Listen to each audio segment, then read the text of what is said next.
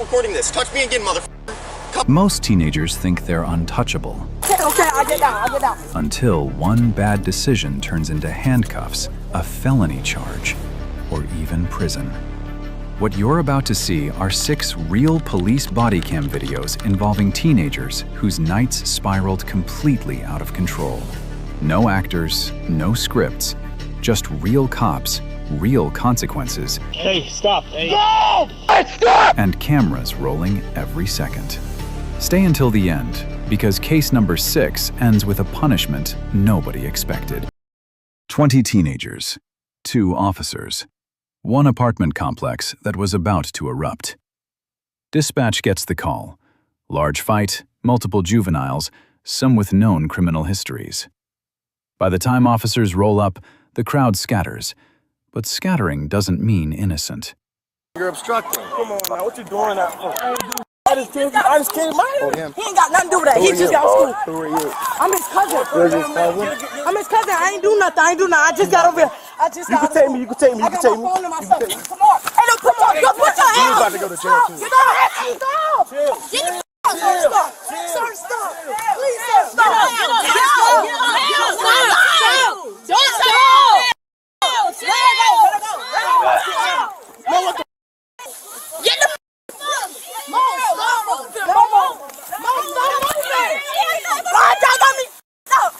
One officer starts asking the basics. Where do you live? What's your name? Simple questions, but these teens treat them like a declaration of war. I do nothing. I just got here. He's my cousin. The excuses pile up faster than the crowd. Oh, please don't do nothing. Take me out these handcuffs. Put in the car. Step away. Big sister. Step away. For what? I ain't do shit. Lord, I prowling. I'm carrying my hood. Get the out of me, bro. We got nothing to do. We just game over here. My sister, get my sister the up off that ground. Or everything I'm mistake the out one of y'all officers. Oh, God. Let go. Let me go. I ain't got no. But here's what most people watching don't realize. If you're on private property and can't prove you live there, you are legally required to identify yourself. That's loitering and prowling. Refuse? Those are handcuffs. That one. Which one? Red shirt? Hey, okay, I get down. Call my mama.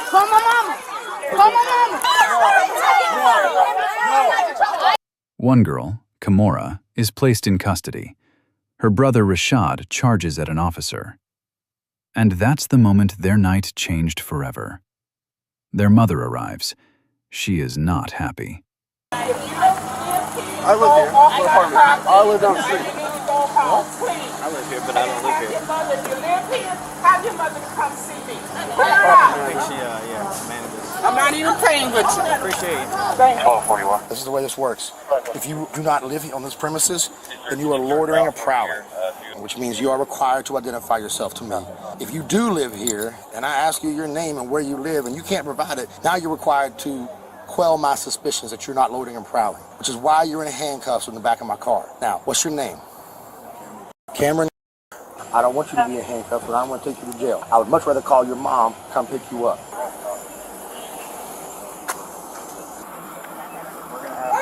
Hey, yo, hold up. Chill out. First of all, we're going to start this whole thing over. How y'all doing? Good. I'm How her are mother. you? Why is my daughter in handcuffs? Your daughter is in handcuffs because she was fighting and then thought it was a good idea for her to try to swing on the police. So as of right now, your daughter is about to go to the juvenile detention center. You can ask him questions. If you Okay, have also, where's my son? Who's your son? Your little light skinned He in the car too. He in the, They he's tried in the to car tackle. No, this is because what happened. She was acting not up. fighting. They was jumping a boy, and then Rashad had jumped in, and I guess they tried to arrest him too. So that's when Kimora swung. All right, we're going to stop all this. So this is the way this works. That's your daughter? That's my daughter, and that's my son. Your daughter is under arrest. She hit 2 officers. What did the officers do to my baby? They tried. She wants answers, and at first she gets loud. But listen closely, because the officer breaks it down calmly. Rashad charged. He wasn't charged. His sister swung on 2 officers. She was charged. Then comes the plot twist. Another girl in custody? She had weed on her, a joint hidden in her sock. End result, Kimura, charged with felony obstruction, loitering and prowling, and 2 counts of battery on an officer. Her friend, possession, obstruction, and loitering. The others released to their parents. One parent told officers to their face, "This is your fault." The officers responded to over a dozen 911 calls that night. August 31st, 2022, Kewaskum, Wisconsin. A teenage officer, fresh out of field training, just weeks on the job, spots a kid on a dirt bike blow straight through a stop sign. He lights up. The kid bolts. Listen to this officer on dispatch.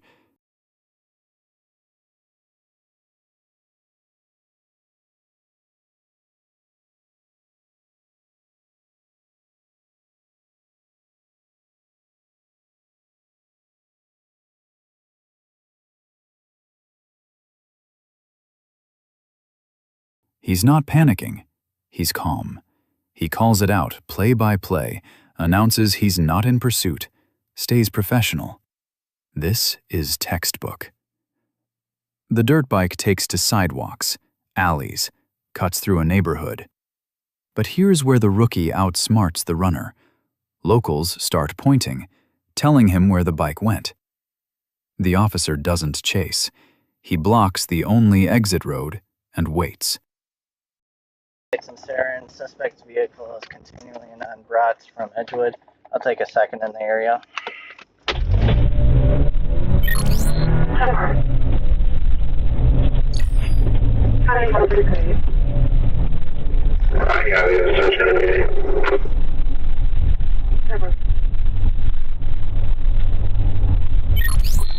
County LS visual of the suspect. Got multiple patrons flagging down. He's still down Edgewood.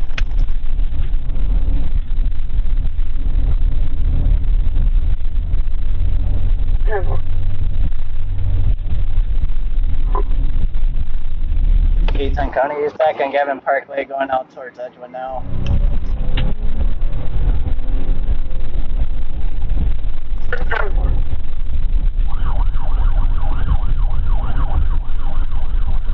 The dirt bike comes right back to him.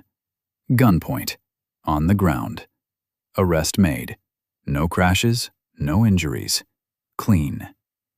Then the father shows up, and he is furious. "You pulled a gun on a kid?" The officer's response? Perfect. If he can't tell who's under that helmet, young or old, he treats it as a threat. Final charges against the teen: 5 stop sign violations, reckless driving, no registration, no insurance, and 1 felony count of fleeing an officer. That felony was the only one issued in that entire town that month. A plea deal later reduced it to a misdemeanor, but he failed probation requirements. The charge stayed on his record. All of it. For a stop sign. Rock County, Wisconsin. An officer clocks a vehicle doing 85 in a 55. He hits the lights. And instead of pulling over, the car guns it, weaving lanes, passing a motorcycle in a no-passing zone. On the back of a hill, double yellow lines. Then, the car loses control and slams into a tree. 405. I'm trying to catch that gray Volkswagen sedan eastbound in County M at Kennedy. I had it at 85 on radar, and it's passing other vehicles and no passing zone heading to Milton. 405, are you in pursuit of that vehicle? Just trying to catch up. She just crashed. She's at the corner of Ivanhoe and County M. She's crashed into a tree. It's a gray Ford Focus, no plates, female driver. We crashed at Ivanhoe, County M. 4713. Show me your hands!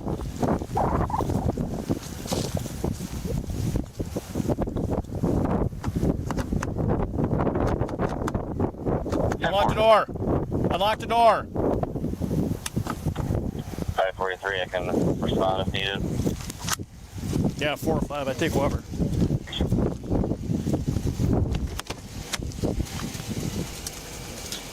Pat 4. Dispatch 405. Do you need me to roll EMS? Yeah, roll on me, yes. We got an airbag deployment and she's stuck in a car. I can't get the driver's door open. Why are you taking off? Geo-random? Hard enough that the fire department had to use the jaws of life to cut the door open. Inside, a teenage girl. Once EMS checks her over, the officer starts asking questions. She says she was supposed to be detailing the car for someone she found on Facebook Marketplace. She just took it for a quick drive. The officer calls the real owner. The owner confirms she had zero permission to drive that car. That's 2 felonies: fleeing an officer, operating a motor vehicle without consent. The officer sits down with her and lays it out plain. If you had just stopped, I would have written you a ticket and tried to cut you a break. Instead, you ran, you passed a motorcycle on a blind hill, you crashed a stolen car, and now you're facing felony charges. She pleads guilty to fleeing. 18 months probation, $5,000 in restitution. One bad decision off Facebook, one moment of panic, and a car wrapped around a tree. Picture this: a black Honda Civic, no license plates, VIN covered with paper, parked in a lot. I'm just admiring it. It's a nice car. See the wheels? Real nice. Just admiring it. And you can keep on going then. Hey, it's not illegal to be in a public space. You can go ahead and start me a tow, please. I'm at Target for a black Honda Civic. Look how nice and shiny this dude's wheels are. This thing looks slow, man. You waiting for something? I'm towing the car. Why? Because it's got no plates and the VIN's covered. Not yours, huh? No idea. Look at me like I'm doing something wrong. An officer walks up. Routine check. And then, out of nowhere, this guy strolls over like he owns the place. I'm just admiring the wheels. Real nice. Look how shiny. He's not the owner. He says he doesn't know whose car it is. But watch his body language. In the VIN, I can't read the VIN on my face. Go. You're walking in my face. Go before you get Don't f***ing touch me. Go. I'm not doing Get off my scene. Get away from my car. Go. This ain't your car. Go. Your car's back there. I'm getting here for a search warrant. Start moving. You are approaching me. You are getting in my face. Move back. Get your hand off me. Stay off the car. Arrest me or don't. Keep your mother hands off me. Stay off the car. Keep your mother hands off me. Stay off the car. Off the car? You're the one that was on the car. I ain't touching it. I'm off the car. Back up. I'm back. Okay. Back up. Start recording this. Touch me again, motherfucker. Come push me. Back up. Come push me. You pushing me for no goddamn reason. You're putting your hands in my face. Yep. I kept my phone back respectfully. I wasn't sticking it in your face. I got your name and that was it. What's your badge number? 117. So like I was saying, this car is coming to the Gig Car Police Department. If you're not going to claim ownership of it, what's going to happen is we're going to get a search warrant. You're shoving me. Why would I want to make it easy on you? Okay. Anyways, we're going to get a search warrant to remove the cover from the VIN, and if it comes back stolen, we'll deal with it. If not, we'll come back to the last person who has ownership, give them the call to come pick it up. If that ain't you, you ain't getting the car back. All right? Sick. Cool. So, I'm just going to repeat what you said real quick to make sure I understand. Yep. Okay. You are going to get a search warrant. Yep. Which means you call whoever you have to call, and then they say, yes, you can open the door, move the piece of paper, correct? Correct. Or do you have to tow it first? You gotta tow it first. Watch how he plants himself between the officer and that vehicle. The officer calls for a tow. Most stolen vehicle in Pierce County. The Honda Civic. No plates, VIN obscured? That's probable cause. But this guy? He escalates. He puts his shoe on the rim, gets in the officer's face, starts recording, starts lecturing. You're towing this for no reason. The officer stays calm. But there's a line, and this kid walks straight up to it. then crosses it. Then comes the stepfather, mask on, shirtless, showing up hot. He doesn't ask questions. He just starts blocking the tow truck. Both of them end up in handcuffs. And here's the moment that exposes everything. The kid gets arrested, and suddenly he's screaming, "You rammed into my car!" There it is. It was his car the whole time. Search warrant executed. Inside the center console, unsealed cannabis and a smoking pipe. Cody is not 21. The stepfather was booked for obstruction. The car was towed. And a 20-minute ego trip cost them both everything. All because covering a VIN felt smarter than just answering a question. This one starts simple. 3 kids steal alcohol from a gas station. Sheriff catches them, takes them home, returns the beer. What happened was, last week, 3 young kids go in there and grab the tea, vodka and seltzer tea. Okay. Case closed, right? Wrong. 1 week later, same kid walks back in. Same store, same routine. The owner recognizes him instantly. He steps in front of the door. "Put the case down. You can't even buy alcohol. You tried this last week." The team's response? He punches the 68-year-old owner in the face and runs.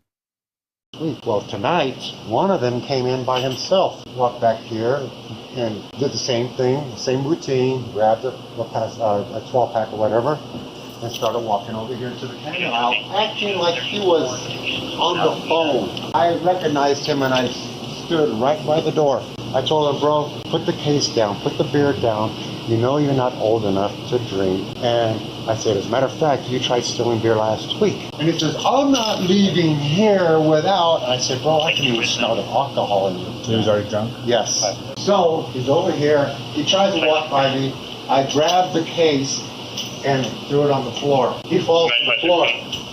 His sister evidently was with him. I did not know. She comes, grabs the case, and starts running. He gets up, punches me in the nose. That same night, he comes back twice more. First with his sister to grab another 12-pack, then with a bat. He swings it at the pumps and destroys one. Officers track him down at his home, and his name is Ezekiel. His dad is there. And here's where this case gets real. The dad is trying. He's pleading with his son. He's calm. He's reasonable. He's embarrassed. He calls in a lawyer. He apologizes to the officers. But Ezekiel? He starts shaking in the back of the patrol car. Fake seizure.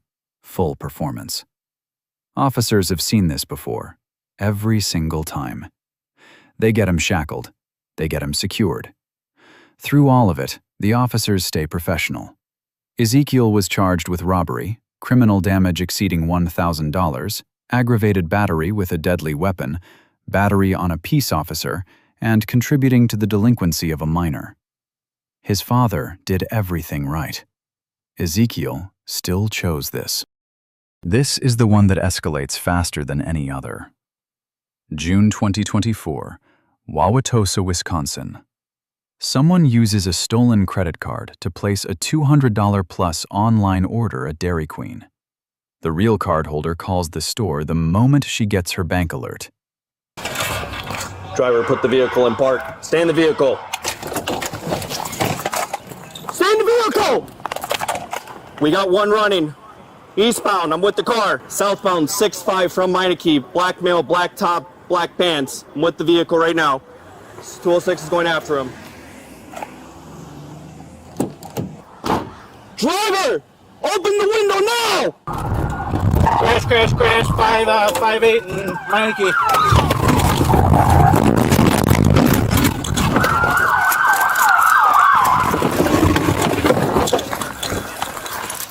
Car is clear. You went westbound. Into pursuit, westbound. I'm a fucking patient.